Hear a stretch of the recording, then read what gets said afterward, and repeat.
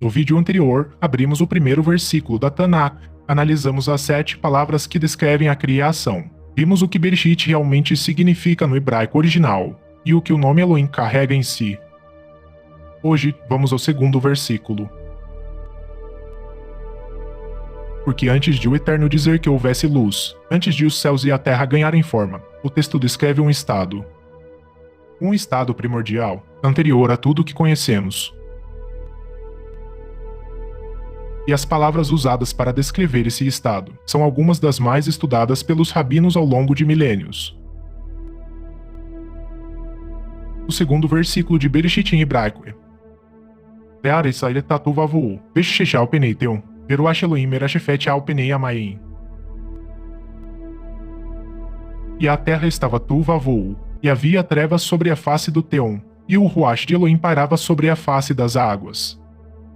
3 frases, 14 palavras.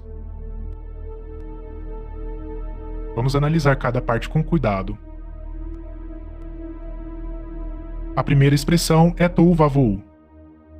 A tradução mais comum que você encontra é sem forma e vazia, mas como sempre no hebraico original, há muito mais do que a tradução consegue transmitir.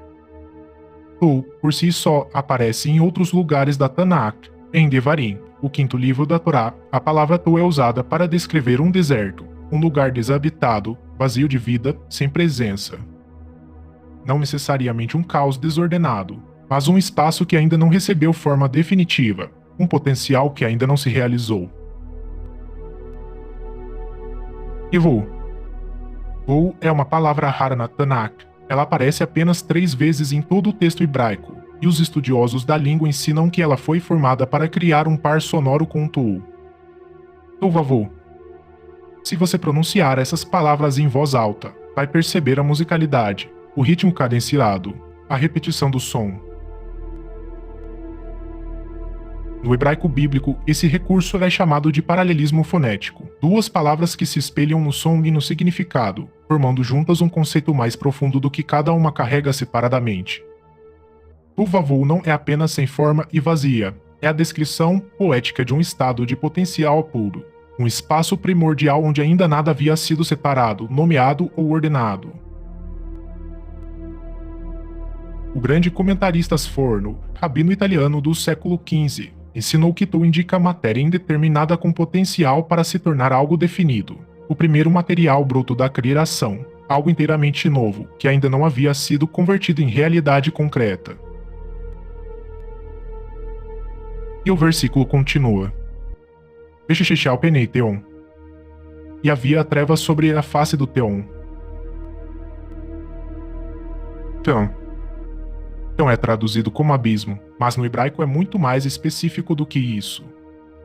Então descreve as águas primordiais profundas, o oceano sem fundo que existia antes da criação tomar forma.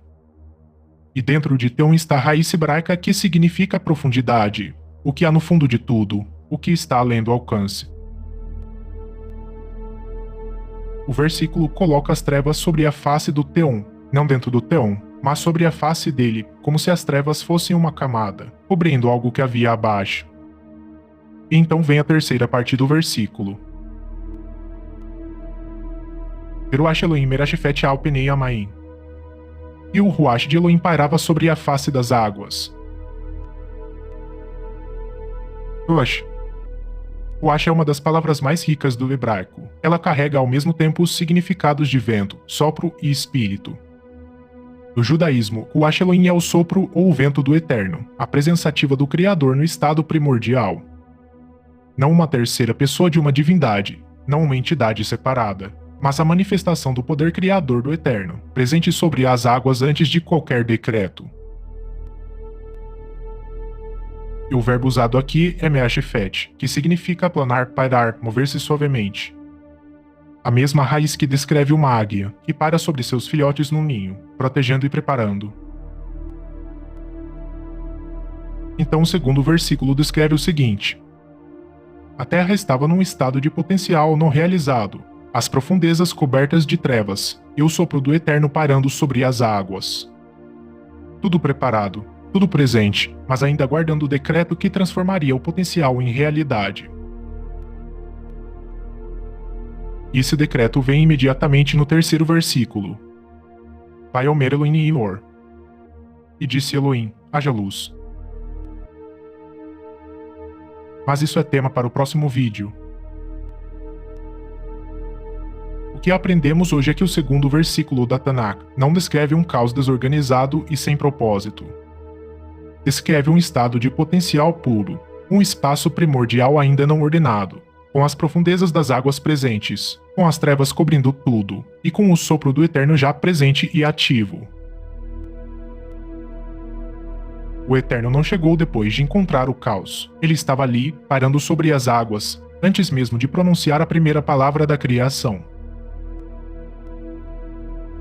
Isso é o que o hebraico original diz, antes de qualquer tradução, antes de qualquer interpretação posterior.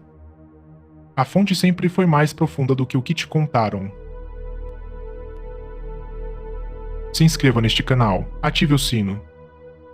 No próximo vídeo, vamos ao terceiro versículo. Vamos entender o que significa o decreto que transformou o potencial em realidade. Eor. Haja luz.